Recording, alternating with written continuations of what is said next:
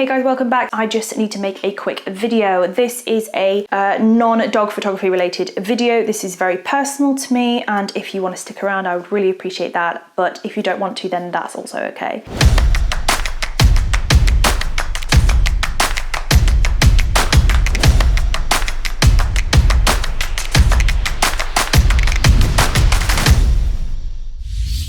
May is Ehlers Danlos Awareness Month. Now, if you don't know what Ehlers Danlos Syndrome is a connective tissue disorder that is genetically passed on to different members of a family, and essentially it affects in some way, shape or form the collagen that builds the body up. If you don't know what collagen is, essentially it's a type of connective tissue, and it is integral for the structure and the effectiveness of the whole of the human body system. Now, there are many different types of EDS. I'm not going to go into all of them in any particular level of detail because I'm not an expert, and therefore I'm not going to talk about it. But there are some that are extremely dangerous for the people who have them, and there are others that are less dangerous for the people that have them. Ehlers Danlos is on a spectrum, so even if you have it, you can have it very mildly, or you can have it very, very severely. At the severe end, your life expectancy is massively diminished, and a lot of your life will be spent in hospital. That is quite tough to say out loud, but it's the truth. Now, May is Ehlers Danlos Awareness Month, and therefore I feel that I would not be doing my duty as a member of this amazing community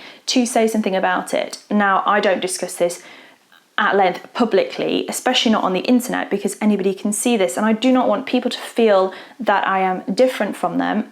Similarly, I don't want people to think that I'm unable to do my job, because my physical issues have absolutely nothing to do with and no bearing on my effectiveness of completing my job. So if anybody tries to turn this around, then I would just like to bring you right back to that, and do not say that I can't do my job because I have a syndrome or an issue or a disease, because it does not define you. Just because you have it, it does not define you. I'm going to stop preaching now and get into it. So Ehlers Danlos does come in all these different types. The one that most people will know about is the most common one, and that is Hypermobility Type. It used to be called EDS Type 3, and then it was called Hypermobility Type, and then it was called some other stuff, and now it is called Hypermobile Ehlers Danlos Syndrome, or hEDS for short. If you have hEDS, then the most common thing that you're going to notice is that you are more flexible than other people, and that flexibility has nothing to do with the amount of stretching or conditioning that you are doing. So, for example, I do not do yoga, yet I meet the criteria from the hypermobility perspective for every single one, apart from the little fingers, because my little fingers are not that flexible. So, measurement of hypermobility for the current diagnostic criteria for hEDS is to do with the Baten Scale. Now, the Baten Scale is essentially a list of kind of like tests that you do where you bend things and you win a point if you pass that particular test. Now, winning the points basically means that essentially your joints move more than they should do, and some of the things that are included in that are, for example, the thumbs.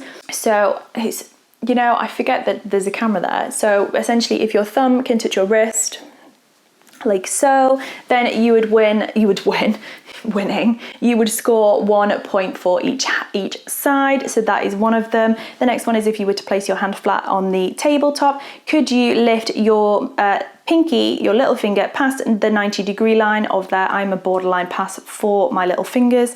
The next one is your elbows. I'm not going to hold my elbows out right now because they're not particularly overly hypermobile, but they do go past the point.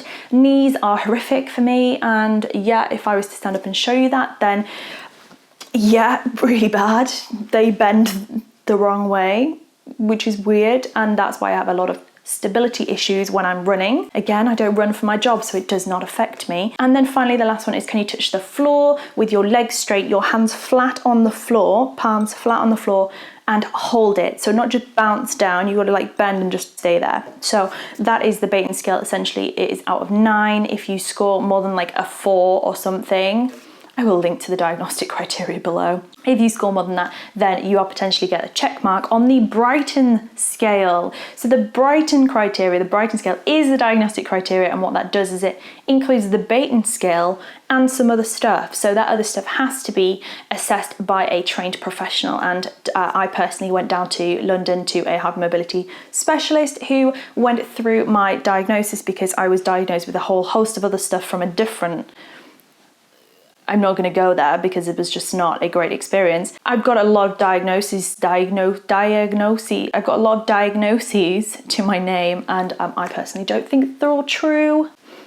Who knows? The bad thing about Ehlers Danlos syndrome is not necessarily the actual syndrome itself, especially for the people with hEDS who usually have far worse comorbidities. So a comorbidity essentially is a disease or syndrome or disorder that lives usually friendly with and alongside a specific syndrome. So where there is Ehlers Danlos syndrome, there is also a whole host of comorbidities, and the comorbidities actually affect you in most of us more than the actual disorder itself. So that's why it's really hard to diagnose, because it just goes around in a little disguise all the time. There are the main ones, things like fibromyalgia, chronic fatigue syndrome, check. I'm just going to list the ones that, I've had dealings with, because I think that if I'm not able to discuss the others because I'm not an expert in them, then that's fair enough. For me, fibromyalgia, chronic fatigue syndrome, restless leg syndrome, IBS or IBD, so irritable bowel, postural orthostatic tachycardia syndrome, dysautonomia or dysautonomia, your body just finds it really difficult to regulate itself in terms of like heat and blood pressure and pulse rate and things like that, chronic pain syndrome.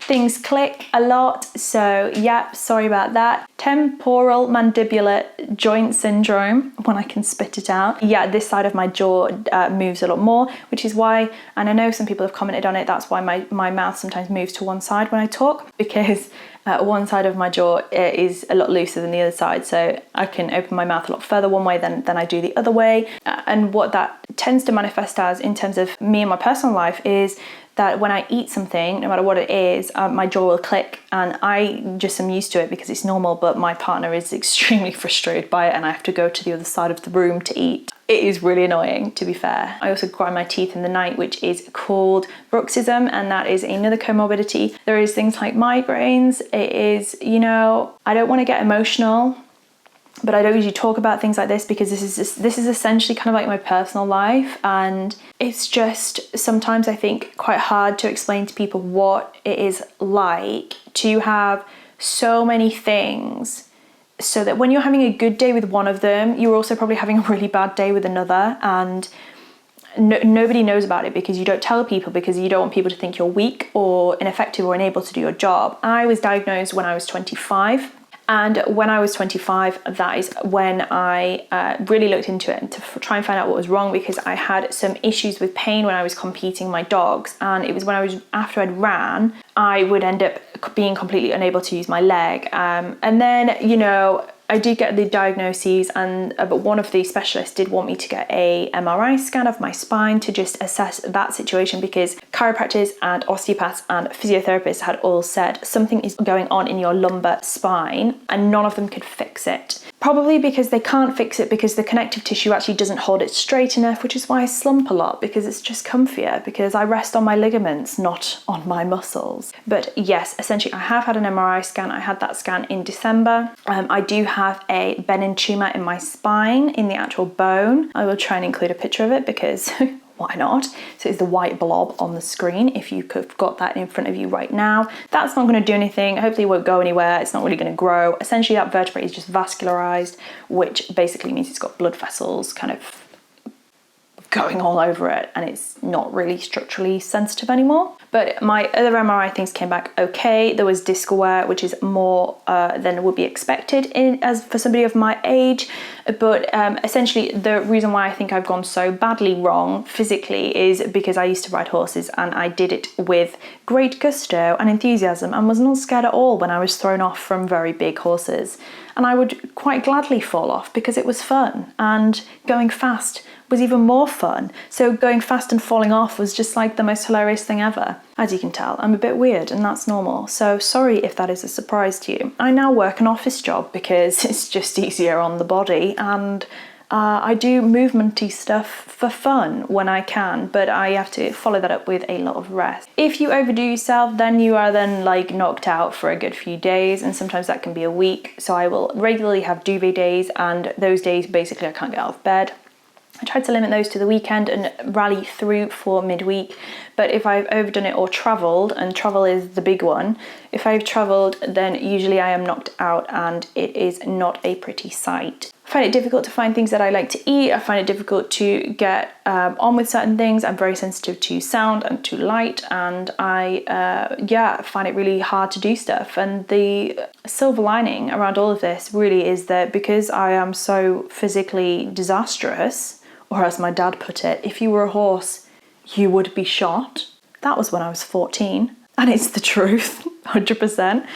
Because of all these things, I essentially had spent a great deal of time inside and also outside within the vicinity of the home address. And those things meant that I was able to practice a lot with the things that I do, and that includes things like technology and also photography. So that is why I'm so good at what I do. I'm not saying I'm the best person in the world at any of the things that I do. I'm just saying that I put the time in because I really couldn't do much else, and that is why. So yeah. One thing that I think is really important to note about Ehlers Danlos syndrome and the people who do have this affliction is that some of us are not so lucky, and I need to just try and hold it together right now, because there are people that I know personally and also within the community who are not doing too great right now, and some of them have got far more risky forms of Ehlers Danlos, such as vascular Ehlers Danlos syndrome, where something as simple as going for a run can cause a pulmonary embolism or a hemorrhage within your internal organs. I'm not bullshitting you here, guys. This is genuinely what some people are living with in our community, and the problem with Ehlers Danlos is that the doctors don't look at it because they don't know about it. I have been to different specialists who did not know what certain things were. I have been to the dentist and had to explain what Ehlers Danlos syndrome is, what all of these things are when I've put them on my medical form. And these are with extremely experienced dentists, because they don't know the link between Ehlers Danlos and your essential immunity to local anesthetic. So you could just be sat there having it local and they just start yanking a tooth out, and you could be feeling every freaking thing that's going on. And I'm telling you guys, that is painful AF. So yeah, the main thing for Ehlers Danlos Awareness Month is that as many doctors and healthcare professionals know about this as possible. And that includes physios, that includes chiropractors, that includes osteopaths, that includes everybody. Everybody needs to know about this particular disorder and the different strains of it, even if it's just a top level overview, because they just think that your body can do things that normal people's can, and that's not the case. It's so easy for us to dislocate stuff and things just like pop out of joints.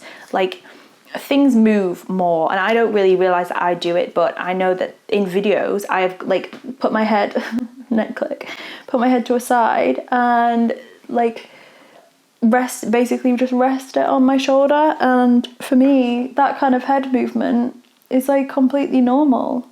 I'm guessing that's probably normal. That's as far as that goes.